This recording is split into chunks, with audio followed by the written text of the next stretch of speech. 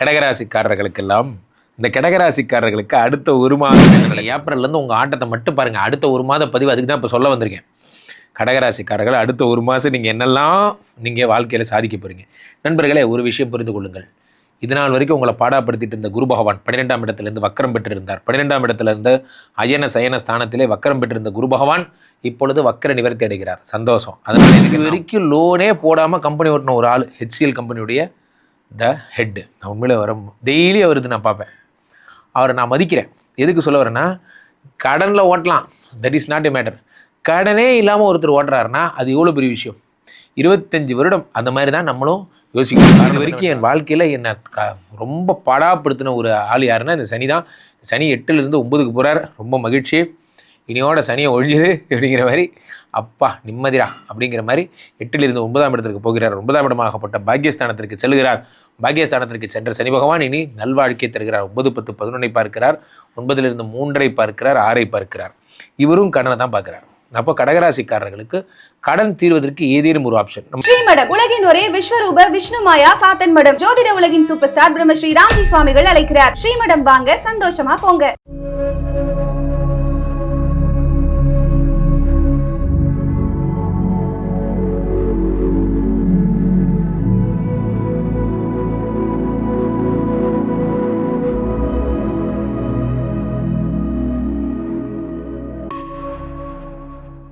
உலகெங்கிலும் இருக்கும் ஆன்மீக பரிகார நேயர்கள் அனைவருக்கும் வணக்கம். நான் உங்கள் ராம்ஜி. கடகராசிக்காரர்களுக்கெல்லாம் இந்த கடகராசிக்காரர்களுக்கு அடுத்த ஒரு மாதம் என்ன நடக்க போகிறது. நேற்று ஏன் ராம்ஜி வரல அப்படின்னா வித்யா மேடம் கேட்டாங்க. நான் சொன்னேன், மேடம் இன்றைக்கி லவ்வர்ஸ் டே அன்றைக்கி என்னை டிஸ்டர்ப் பண்ணாதீங்க அப்படின்னு. கடகராசிக்காரர்களுக்கு ஒரு காதல் வராதா? கடகராசிக்காரர்களை கடவுள் கண் திறந்து பார்க்க மாட்டாரா? எனக்கு தெரியாமல் தான் கேட்குறேன். ஒரு வைப் மாதிரியே கிரியேட் ஆயிடுச்சு. எல்லாருமே கடகராசிக்காரர்கள் என்றால் கா கடகராசி ஃபார் கா அண்ட் கஸ்டம் ஃபார் கா அப்படிங்கிற மாதிரி நீங்கள் ஒரு பண்ணிட்டீங்க. அது அப்படி கிடையாது. கடகராசிக்காரர்கள் கடவுளின் பிள்ளைகள். எவ்வளோ அடித்தாலும் தாங்குறானே, இவன் ரொம்ப நல்லவன் அப்படிங்கிற மாதிரி கடகராசிக்காரர்கள் உங்கள்கிட்ட மட்டும் ரொம்ப டென்ஷன் பண்ணுறாங்க. ஆனால் இந்த நிலை இப்படியே இருக்காது. இது பாருங்கள், ஒரு வாட்டி முடிவு பண்ணிட்டீங்க பாருங்கள். ஏப்ரல்லேருந்து உங்கள் ஆட்டத்தை மட்டும் பாருங்கள். அடுத்த ஒரு மாத பதிவு அதுக்கு தான் இப்போ சொல்ல வந்திருக்கேன். கடகராசிக்காரர்கள் அடுத்த ஒரு மாதம் நீங்கள் என்னெல்லாம் நீங்கள் வாழ்க்கையில் சாதிக்க போகிறீங்க. நண்பர்களே, ஒரு விஷயம் புரிந்து கொள்ளுங்கள். இதனால் வரைக்கும் உங்களை பாடாப்படுத்திட்டு இருந்த குரு பகவான் 12ஆம் இடத்துலேருந்து வக்கரம் பெற்றிருந்தார். 12ஆம் இடத்துலேருந்து அயன சயன ஸ்தானத்திலே வக்கரம் பெற்றிருந்த குரு பகவான் இப்பொழுது வக்கர நிவர்த்தி அடைகிறார். சந்தோஷம். அதனால் எனக்கு என்ன ஆகும்? உங்களுக்கு ஒன்றும் ஆகாது. ஆனால் விபரீத ராஜயோகம் பெற்று என்ன ஆகுன்னா கடன் ஒழியும். நண்பர்களே, ஒன்று புரிந்து கொள்ளுங்கள். ரொம்ப நாளாக ஒருத்தர் ரொம்ப டார்ச்சர் பண்ணிகிட்டு இருப்பான். ஒன்றுமே இல்லாத ஒரு கடனாக இருக்கும். அந்த கடனுக்கு அவன் ஏகவசனம் பேசுவான். அது என்னமோ தெரியல, அவன் வர்றப்போலாம் நம்மகிட்ட காசு இருக்காது. நம்ம காசு இருக்கும்போது அவன் வரமாட்டான். இந்த மாதிரியே நடக்கும். நிறைய எத்தனை பேர் லைஃப்பில் அப்படி நடந்தது தெரியல. என் லைஃப்பில் நான் நிறைய தடவை நடந்திருக்கு. ஒன்றும் இல்லாத ஒரு கிரெடிட் கார்டு 1150 ரூபா. அதையே நான் 5 வருஷமாக கட்டிட்டு இருந்தேன். மினிமம் டியூ வாங்கினதே 30,000 ரூபா தான்.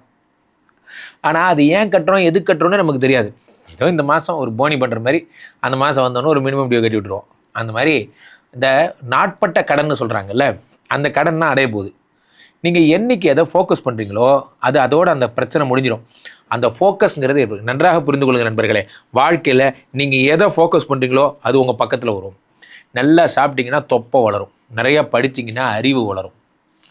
எதை ஃபோக்கஸ் பண்ணுறீங்களோ அது வளரும். நிறைய தொழிலை ஃபோக்கஸ் பண்ணால் தொழில் வளரும்.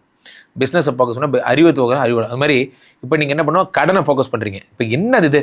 இப்போ என்ன, இப்போ இந்த 1000 ரூபாய் சேர்த்து வைப்போம், 30 நாள் ஒர்க் பண்ணுவோம், 30,000 தூக்கி அவன் மூஞ்சில் எழுதிட்டு. நண்பர்களை, நன்றாக புரிந்து கொள்ளுங்கள். கடனே இல்லாத வாழ்க்கை என்னங்கிறத கடந்த ஒரு 2 மாதமாக தான் நான் வாழ்ந்துக்கிட்டு இருக்கேன். உண்மையை சொல்லப்போனால் இதை அடைக்கிறதுக்கு எனக்கு 42 வருஷம் ஆகிருக்கு. நன்றாக புரிந்து கொள்ளுங்க. இதுக்கே எனக்கு இப்போ தான் அறிவு வந்திருக்கு. கடன் அடைக்கிறதுங்கிறது ஒரு மிகப்பெரிய விஷயம். தயவுசெய்து அதை பண்ணிடுங்க. ஏனென்றால் ஒவ்வொரு நாளும் கடனோடு தூங்குறதுடைய வேதனை என்னங்க, எதுக்கு சொல்ல வரேன்னா, 6 கூடியன் 12ஆம் இடத்தில் மறையும் பொழுது நம்ம என்ன பண்ணுறோம், எதிர்கால திட்டமிடல் பண்ணுறோம். ஆனால் ஒரு காரு, யாரை பார்த்தாலும் ஒரு காரு. என்ன, எல்லோரும் ஒரு யார் தரையில் நடக்கிறதே கிடையாது. எல்லோரும் பார்த்திங்கன்னா ஒரு வருமானம் வர்றதே மாதம் 1 லட்ச ரூபா தான். அதில் 30,000 ரூபா 40 ரூபா இஎம்ஐக்கு கார் வாங்கிடுறது. நன்றாக புரிந்து கொள்ளுங்கள். கார் அப்படிங்கிறது ஒரு அப்ரிசியேஷன் கிடையாது. ஷோரூம் மூட்டு வெளியே வந்தோடனே அந்த காரோட மதிப்பு ரீசேல் வேல்யூ அப்பயே 1 லட்ச ரூபா கம்மியாயிரும். உயர்ந்த வகை மொபைல் என்பதும் ஒரு டிப்ரிசியேஷன். இது மேலாம் ஆசை வைக்காதீங்க. புத்திசாலிகள் என்ன செய்வார்கள், உயர்ந்த பொருட்கள் மேலே ஆசை வைக்கணும். தங்கத்தின் மீது, வைரத்தின் மீது, வெள்ளியின் மீது ஆசை வைக்கணும். இதெல்லாம் அல்ப பொருள். இன்றைக்கி இப்படி இருக்கும், நாளைக்கு மாறிடும். அப்போது 6 கோடியன் 12 மறையும் பொழுது விபரீத ராஜயோகம் வருகிறதுங்கிறதுக்காக உடனே நம்ம என்ன பண்ணுறோம்? உடனே ஓடி போய் நம்ம நினச்சா கூட வென்ஃபயர் ஒரு பெரிய டொயோட்டா கார் 1.5 கோடி ரூபா கார் நம்ம வாங்க முடியும். வாங்கலாம், முடியாதானே? முடியும். அது வாங்கி என்ன பண்ண போகிறோம்? பெருமைக்கு நிறைய பேர் அப்படி தான்.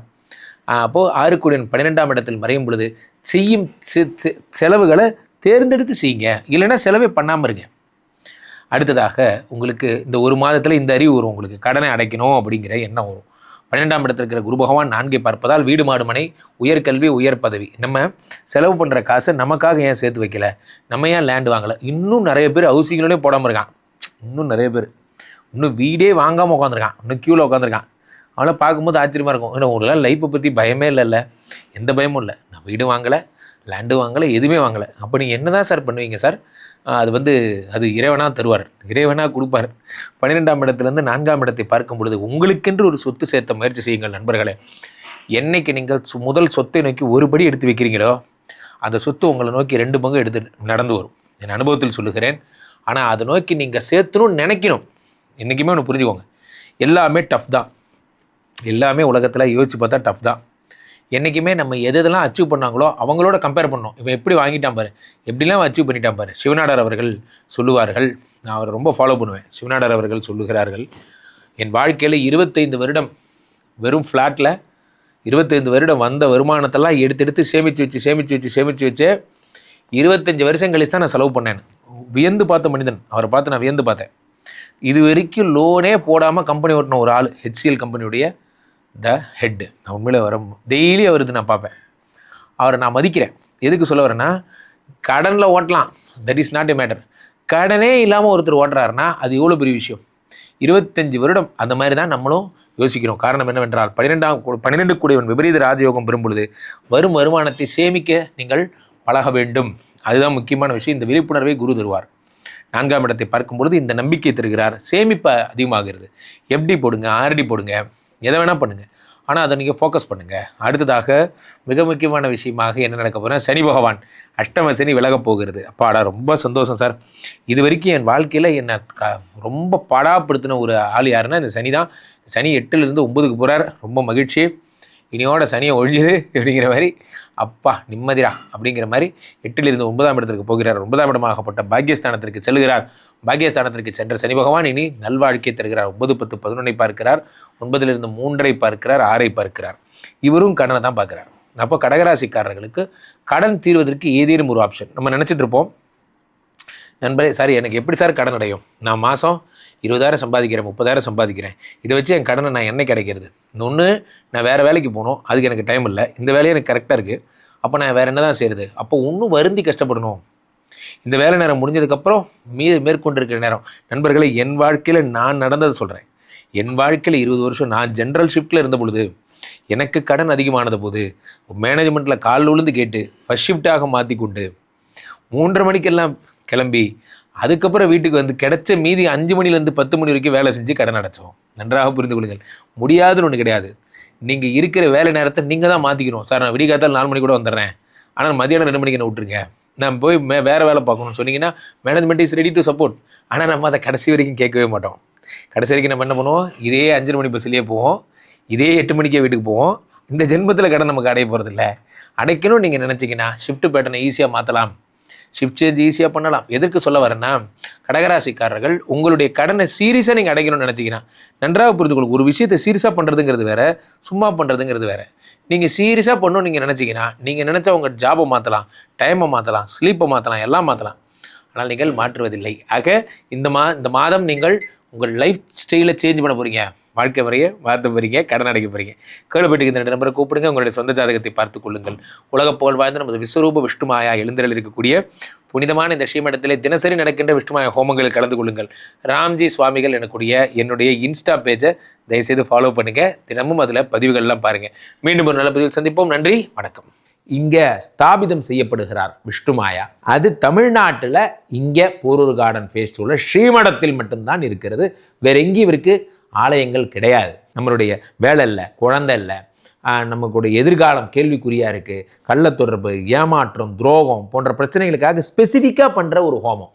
இந்த ஹோமம் 48 நாள் தினமும் பண்ணுறோம். இப்போ நீங்கள் புக் பண்ணுறீங்கன்னா இன்னிலிருந்து 48 நாள் இந்த ஹோமம் பண்ணி உங்களுக்கு அந்த பிரச்சனைகளை சேலஞ்சிங்காக சரி பண்ணி தரோம். ஸோ விஷ்ணுமாயா சாத்தனுடைய ஆலயத்திற்கு நீங்கள் வாருங்கள், இந்த ஸ்ரீமடத்திற்கு வாருங்கள், வந்து இந்த ஹோமத்தில் கலந்து கொள்ளுங்கள். இதை பற்றி தரவுகள் கீழே போயிட்டு இருக்க நம்பரை கேட்டு தெரிஞ்சு புக் பண்ணிக்கிட்டு இந்த ஹோமத்தில் நீங்களும் பங்கெடுக்கலாம்.